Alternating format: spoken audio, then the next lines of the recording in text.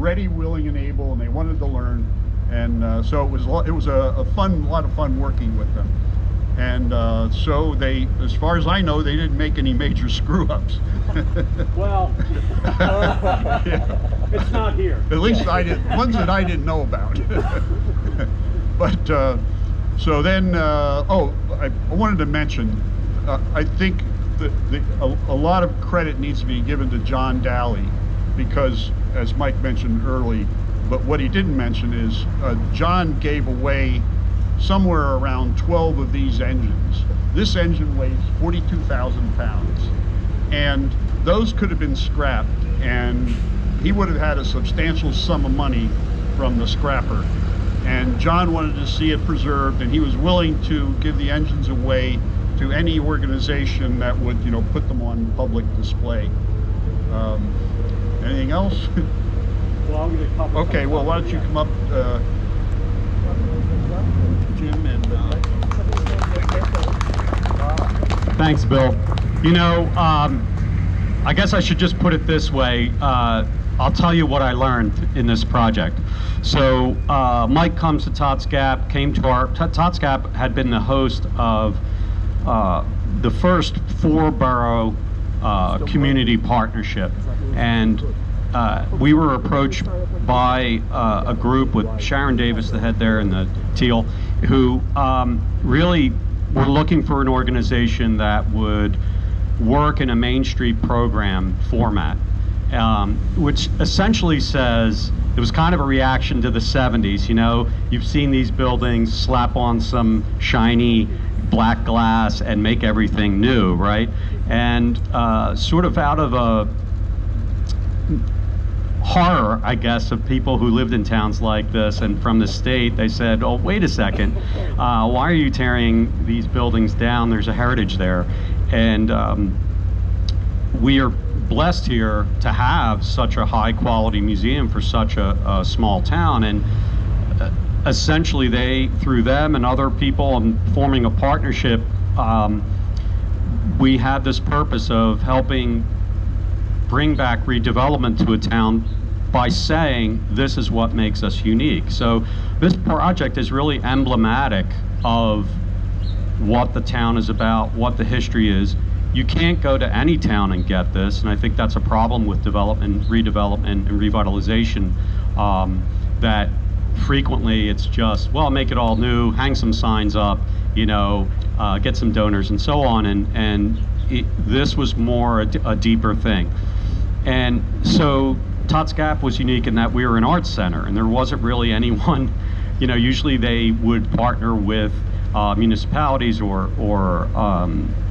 form separate nonprofits, and we felt that, and Sharon and her group felt that, you know, having creative people involved who are frequently at the avant-garde, right, of revitalization anyway, of going into rough neighborhoods and so on because we don't have any money, and sort of starting that revitalization process. So that's, just wanted to give you a picture of how this happened and the background of it. So I kind of went into this not really knowing what was going on to a degree. Mike came in. Mike is an incredibly persuasive person, partly because he's just really sincere. He really loves this stuff. I mean, who else will post on Facebook a 20-foot fan, exhaust fan, and say, hey, anyone want this? It's free for the taking. You just got to take it out of here. Absolutely sincerely. This is a guy who has a train in his backyard, who owns a steam engine. So as I got to know Mike, you know, this is just somebody who really is one of those people that's rare, that comes in, that's inspired, and does it for the love of it, right? And so I didn't know when I heard 200 and, how many joints are there, Bill? Pardon? How many joints are there? 270 or something, or 200? Yeah, I didn't count either, and that was the first mistake we made. And so Bill was great. He came over to my shop and with a couple guys, and we learned how to make a timber frame joint. It seemed pretty basic if you've done some basic carpentry, right? It's not a big deal until you have to make another 199 of them.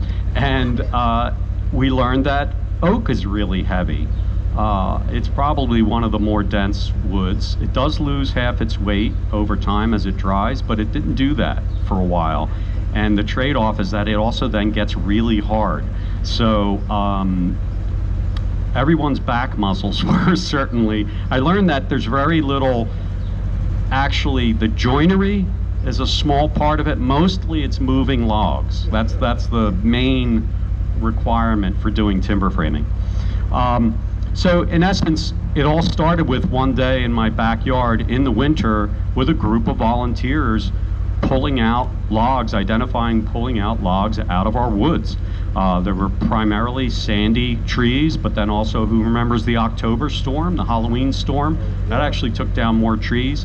And having a sister that lost her house in Sandy, was devastated. She was in the worst part of it, next door to the house that was on the Time magazine's cover. You know, it felt like, okay, we're gonna take a little back from Sandy and make something out of that. So the other thing I learned really about this is that running a nonprofit and doing it as the Heritage Center knows, you do a lot of this stuff yourself. There's a handful of people, and we worked on it. People would come and go. Mike and I were always there, and we always had support. But we didn't realize how much we didn't know, right? And the amazing thing was that over time, people stepped in. I mean, Scott, of course, with the milling was the first one. I mean, just donating all of that labor. He was at our house for 3 days, nonstop, cutting, and no fee. Scott actually donated other lumber as we needed more. And these are small business people. This is not a big company donating. Like, this is 3 days that you're not making money, right? But when I found out and got to know Scott and heard the history, that he was connected. And then Mike and I, at some point, we finally got all the lumber here, all the joints are made, all the joints are fitted, and there's a big frame here. And it was about 2 to 3 weeks prior to the raising the barn, as it were. And this guy comes by that I knew, landscaper, Todd Kluska, and he says, "What are you doing?" And I sort of knew Todd. He had done some work for me, and I told him what was going on. He said, "Do you need any help raising it?" "Well, yeah, sure." And so he brought his entire crew from his landscaping company. And I have to tell you, thank God, because the day that happened, I realized that those 5 guys, that it would have been a disaster.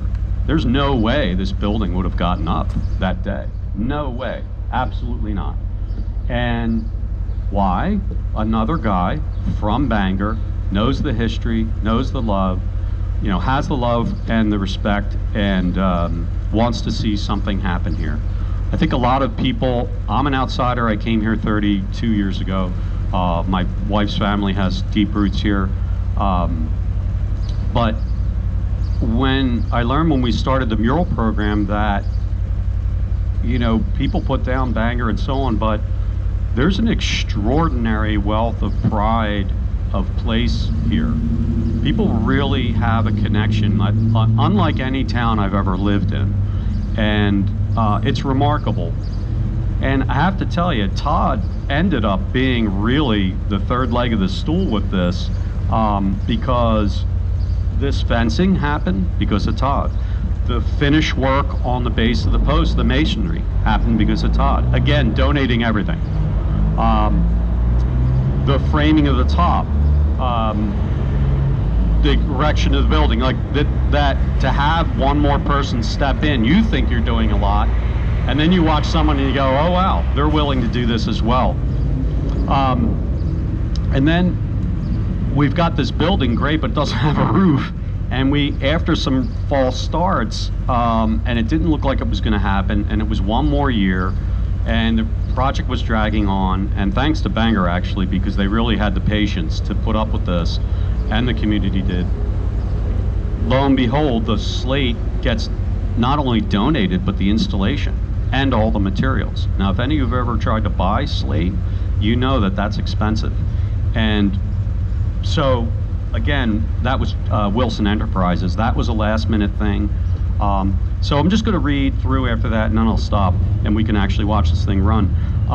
So Slate Belt Community Partnership, Sharon Davis, she was really the initial, like, how to get this together, you know, how to really put the recipe together. As I said, the Borough of Bangor, with finding the site and all the support that Mike mentioned, we gave some trees. That was the easy part, I think. Nature did that. Scott Stevens, as I mentioned, the wood milling, and then donating like the siding, other posts.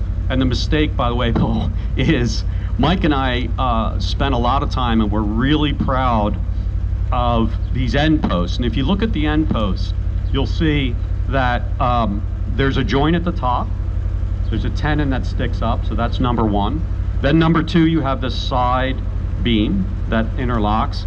And then you have two braces that come in, and they're put in on the diagonal. And, you know, we did all this, and we were really, really proud. And now imagine, we've got a stack. These things are stacked up in piles, and we're trying to organize them and so on. And this was early on. And then we went to assemble things in test vents as we got along to keep track. And we realized we used the wrong post, and it was about 18 inches too short.